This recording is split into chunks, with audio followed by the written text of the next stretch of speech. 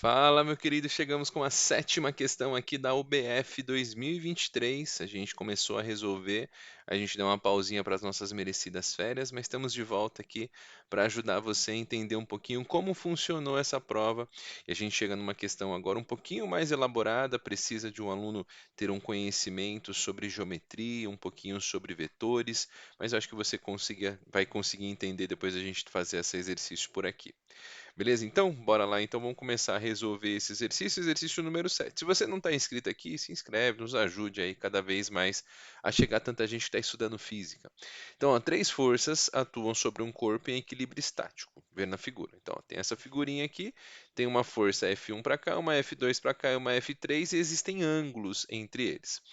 Sejam F1, F2 e F3 as magnitudes das forças atuantes sobre o corpo, a relação entre as forças e os ângulos mostrados na figura é. Então ele monta aqui uma relação que dá para a gente associar. Não sei se você se recorda, a gente fala esses seno, cosseno. Quando se bate no olho aqui, você que tem um pouquinho mais de experiência, relaciona com a lei dos senos. Eu acho que talvez seja o caminho aí para a gente começar a resolver esse exercício.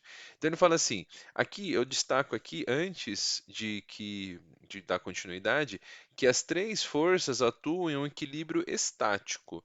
Então, o que que significa isso? Que não há movimento para esse corpo, ou melhor, né, pode de repente até ter essa relação, mas o objetivo aqui é de que a força resultante é nula. Então, quando a gente monta esses casos, o que que a gente pode encontrar aqui? Se a força resultante é nula, eu vou pegar esse F1 e vou colocar ele aqui, vou tentar representar igual a imagem que está sendo colocada aqui para a gente. Eu vou chamar esse aqui de F1, vetor F1 aqui.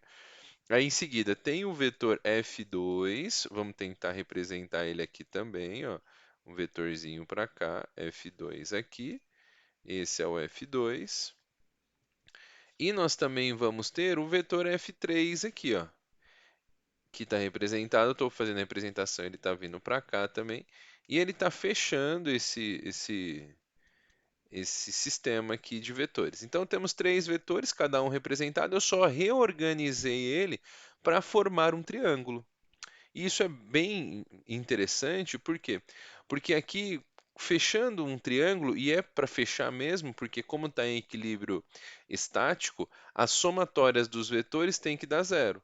Então, onde eu inicio o meu processo com os vetores, eu tenho que finalizar. Os pontos iniciais e finais devem ser coincidentes, uma vez que a força resultante é nula, né? Então, se eu somar aqui, fazer aquele bom e velho setinha na bundinha de uma na outra, ele vai fechar um vetor desse modo. Tá bom. Então aqui você tem o F1, F2 e F3, só que falta a gente associar esses ângulos aqui. Vamos associar, ó. Onde está o ângulo F1, o θ 1, 2, né? O ângulo que eu tenho aqui para cada um desses, veja que esse θ 1 e θ 2, a gente tem esse ângulo aqui, ó. Se a gente continuasse, se eu fizesse um prolongamento dessa reta, ó, eu tenho o F1 aqui e o F2 aqui. Esse daqui seria o ângulo θ1, 2. Veja se você concorda comigo, ó. Esse daqui é o ângulo que eu tenho entre θ1 e θ2. Ó, veja, se eu prolongasse esse F1 e o F2, a gente chega no ângulo θ1, 2. Pronto. Eu vou até colocar de cores diferentes, porque para a gente poder enxergar direitinho aqui. Então, fazendo esse prolongamento, a gente já encontrou o θ1, 2. Vamos fazer de vermelho aqui o θ 2, 3. Vamos achar o 2 e o 3. Ó, o 2 e o 3, se a gente fizer um prolongamento dessa figura, a gente tem o θ 2, 3, ó, tem um 2 para lá e o 3 para cá. O θ 2, 3 estaria aqui. Ó. Esse seria o meu ângulo θ 2, 3. Esse seria a nossa possível solução.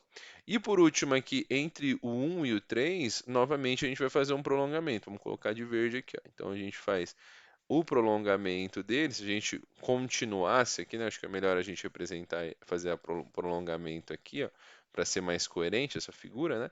Esse θ 2, 3 está representado nesse termo aqui, ó, θ 2, 3. Então veja, ó, o θ 2, 3 tem esse formato que é parecido com esse, parecido não, né? É coincidente.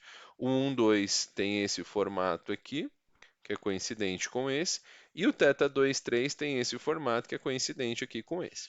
Maravilha, então aqui eu já tenho a relação entre as forças e os ângulos. Isso é fundamental para a gente poder associar. E aí, o que a gente pode, de repente, começar a relacionar, né, é usar de fato a lei dos senos. E quando a gente usa a lei dos senos, a gente deve usar aqui, eu vou até chamar de valores diferentes. Ó, vou chamar esse daqui, vou mudar de cores, tá? Eu vou chamar, não vou- vamos colocar elas todas de preto, que foi a cor que a gente está seguindo aqui. Vamos chamar essa daqui de alfa, essa daqui de beta e essa aqui de gama. Tudo bem? Então são os dois ângulos que a gente, três ângulos que a gente tem para a formação do triângulo. Para quê? Para que a gente possa relacionar segundo a lei dos senos. E a lei dos senos me garante que se eu pegar o, o vetor F1 ou o lado F1 aqui associado ao lado, né, sobre o seno de, aqui oposto a ele, né, seno de alfa, é igual a F2 sobre ó, o F2 está aqui, né? O F2 então ele é oposto ao seno de gama. Seno de gama. E o F3 está aqui, né? Esse é o F3 que a gente apresentou. Vou colocar ele até mais para cá, para ficar mais centralizado ao sistema. O F3 está aqui. F3 está aqui. E o F3 está oposto ao seno de beta. Você que não sabe essa relação, procura aí na internet, viu? A relação a lei dos senos, que ela vai te ajudar bastante a entender esses sistemas aqui desse caso. Bom, mas aí beleza, você pode falar assim, poxa, tá bom, mas até aí eu não tenho nada, né, de relacionar eles com os ângulos de θ cada um deles. Calma, não tem problema. A gente pode agora associar e falar quem que é beta. Por quê? Ó? Veja, se a gente pegar qualquer um deles, né, se a gente pegar, por exemplo, vamos começar pelo alfa, né? O alfa mais esse ângulo θ23, o θ23 aqui, ele tem que ser igual a 180 graus, porque aqui é a continuação, é o chamado ângulo externo, né? Então a gente pode falar que, associando a isso, né, que a alfa aqui é 180 menos o ângulo θ23. Ok? Ó, então veja que eu passei só para cá.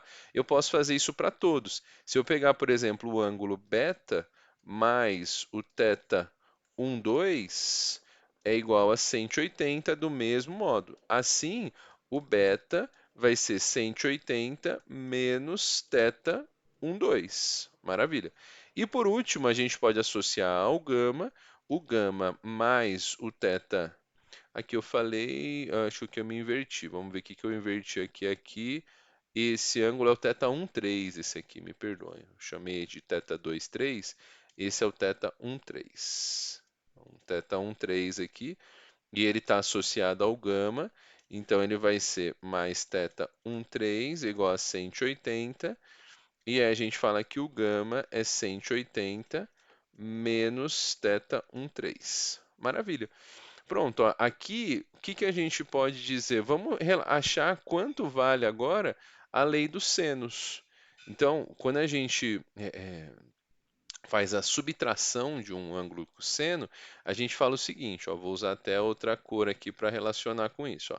O seno de 180 menos θ23, aqui a gente usa que quando tem uma subtração de um ângulo, a gente fala que é o seno de 1, seno de A, cosseno de B, cosseno de 2, 3, menos, aí a gente inverte depois, né?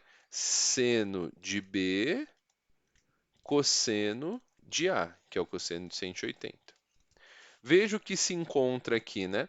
Que ao fazer isso, a gente pode dizer que o seno de 180 menos 2,3, que na verdade é a mesma coisa que o seno de alfa, né? A gente pode até colocar isso, que é o seno de alfa, aqui, ele vai ser igual a seno de 180, se você fizer a bolinha lá, né? O seno de 180 dá zero. Então isso aqui vai ser zero vezes o cosseno de θ 2,3. Menos o seno de 2, de θ 2, 3, e o cosseno de 180, isso vale menos 1, né? Então vale a pena a gente relacionar com isso. Ou seja, a gente pode dizer que, de uma maneira bastante simples, que o seno de alfa, que é a mesma coisa que o seno de 180 menos θ 2, 3, isso vai ser igual ao seno de θ 2, 3. Porque ó, esse daqui dá zero, né? Esse termo aqui gera zero. E menos vezes menos 1 dá o seno de θ 2, 3.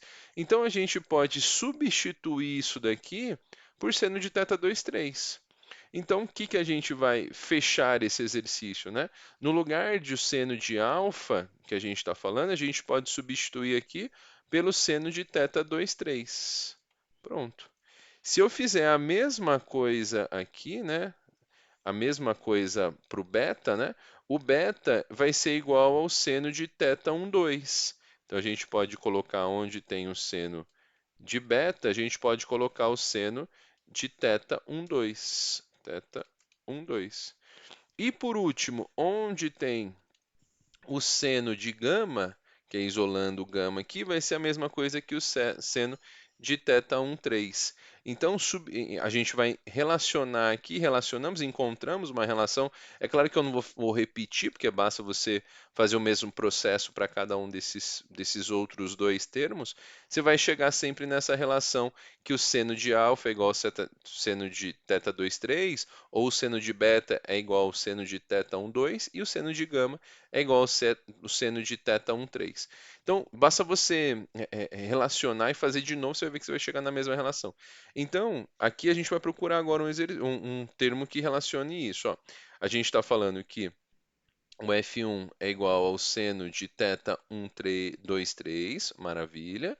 Aqui, o seno de F2 sobre o seno de 3, 1. Aqui veja que ele não está usando o seno de 1, 3 e seno de 3, 1. Isso tanto faz para a gente, né? Isso não vai importar o ângulo que existe entre eles. E aqui o F3 sobre o seno de θ 1, 2. Então a melhor alternativa, com certeza, que nós chegamos é nessa daqui, é na alternativa A. Aqui ele relaciona F1 com 3, 1 ou 1, 3, está fora. Ele relaciona F3 com 2, 3, não F3 é com 2. Ele relaciona F3 com 2, 3 e está errado aqui. Então a melhor que se encaixa aqui para esse termo é para relacionar F1, né, com 2, 3, F2 com 1, 3 ou 3, 1 e F3 com 1, 2 ou 1, 2 aqui, bateu tudo certinho.